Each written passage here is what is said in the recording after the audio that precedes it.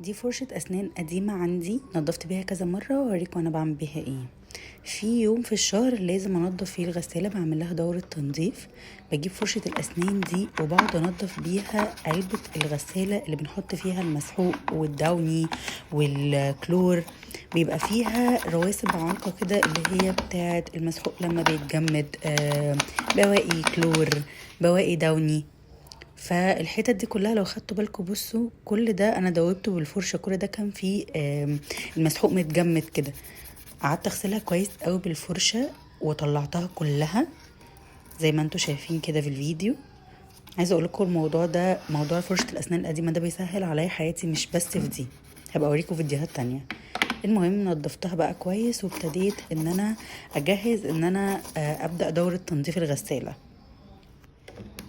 علشان اتاكد ان ريحه الغساله هتبقى حلوه ومتعقمه، بحط في العلبه دي بعد ما نضفتها خل تقريبا نص ازازه او ازازه الا ربع، واشغل تنظيف الحوض واشغل الغساله. عايزه اقول لكم بجد الموضوع ده مهم جدا.